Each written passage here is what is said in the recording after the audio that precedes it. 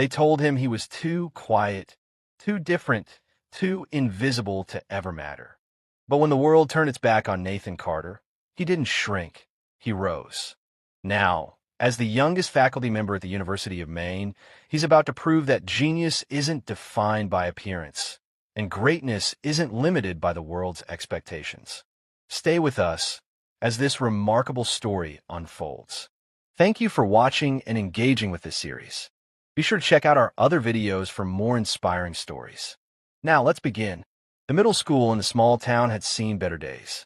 The bricks of the old building were cracked, weathered by time, each crevice a silent witness to the generations of students who had walked its halls.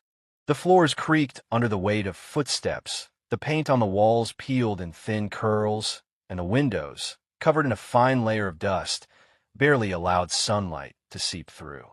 Despite its worn appearance, the school held the dreams of countless children, each hoping that education would be their ticket to a better future, even when the world outside seemed determined to keep them where they were.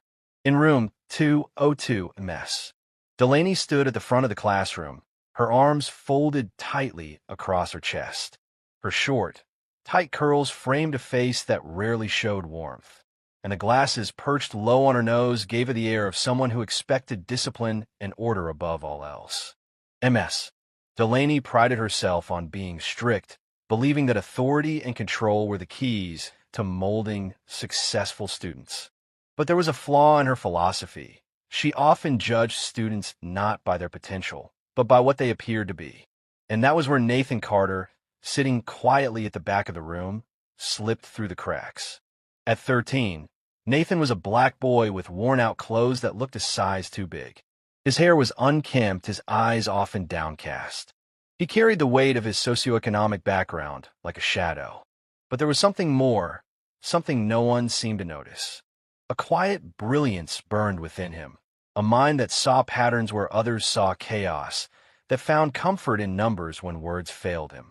Nathan didn't fit the mold. He wasn't loud or outgoing, and he rarely raised his hand in class.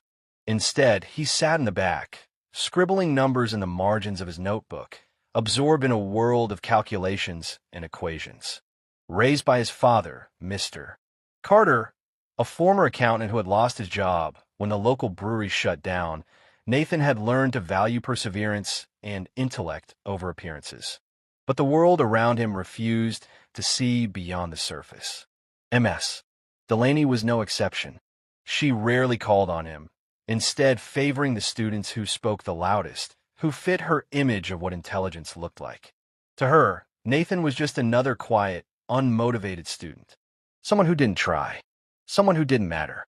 That day, the class was tackling quadratic equations, something Nathan had mastered long before his peers. Numbers were his refuge, a language he understood more deeply than anyone in that room. But no one knew, no one cared. And so, when MS.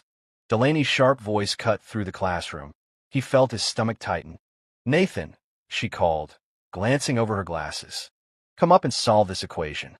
She scrawled a complicated expression on the board, her tone filled with an air of skepticism. "Let's see if you can handle this." A ripple of laughter swept through the class.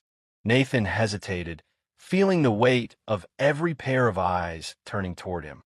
He knew the answer. He knew exactly how to solve the equation. But the heat of the moment froze him. Slowly, he stood, suppressing the panic that threatened to choke him. His hand shook slightly as he walked to the board. He could already hear the giggles, the whispers, the mocking glances exchanged between his classmates. And then, just as he reached for the chalk, MS. Delaney spoke again. "Take your time, Nathan," she said, her voice laced with condescension. The snickers grew louder. Nathan stared at the equation. It was wrong. MS. Delaney had made an error in her setup. The coefficients didn't align. The solution she expected didn't exist. He hesitated. If he pointed it out, he would be challenging her in front of the class. She might humiliate him even further. But if he didn't, he would be failing himself. A voice echoed in his memory, his father's voice. "Never let anyone make you doubt what you know, Nathan." Taking a deep breath, he finished solving the equation. But then, in clear, steady handwriting, he corrected it. Turning to the class, he said, "Actually, MS. Delaney, there's an error in the problem." Silence fell over the room. He explained, carefully and methodically, why the equation had been wrong and how it should have been set up. The class stopped whispering. MS. Delaney's face twisted in disbelief as she stepped forward, scanning the board. And then she saw it. He was right. But instead of admitting her mistake, she straightened, her voice tight. "Nathan, you're disrupting my class. Sit down." A heavy stillness filled the room. Nathan returned to his seat, his chest heavy with humiliation. But something inside him had shifted. He had spoken out. He had proven himself, even if no one else realized it yet. He was more than they thought. And that was just the beginning. The weight of MS. Delaney's dismissal followed Nathan home that day. As he sat at the dinner table, picking at his food, his father noticed the look on his face. "What's wrong, mister?" Carter asked, his voice full of concern. Nathan hesitated, then spoke, his voice barely above a whisper. "MS. Delaney, she doesn't think I know anything. She humiliated me today. I corrected her, and she got mad." He swallowed hard. "I think she hates me." "Mister." Carter was silent for a long moment. Then he placed a reassuring hand on his son's shoulder. "Son, I know it's hard," he said, "but you have something that no one can take away. Your mind, your talent. Keep working hard, and let that be what speaks for you." But MS. Delaney's treatment continued. She ignored Nathan completely, never called on him, made sure he was assigned the least important tasks in group work. The other students noticed, and the ridicule only grew. Nathan felt himself retreating into silence. It was safer that way, until one day, he decided enough was enough. He walked into the principal's office and told him everything. Principal Hayes listened, nodding gravely. "No student should feel invisible, Nathan. Thank you for coming forward." A week later, MS. Delaney was removed from her position. The school, realizing the need for change, hired a new teacher, Mr. Blake, a young black educator who believed in seeing every student's potential. From the moment he stepped into the classroom, things were different. And when he saw Nathan sitting quietly in the back, he knew immediately this boy had something special.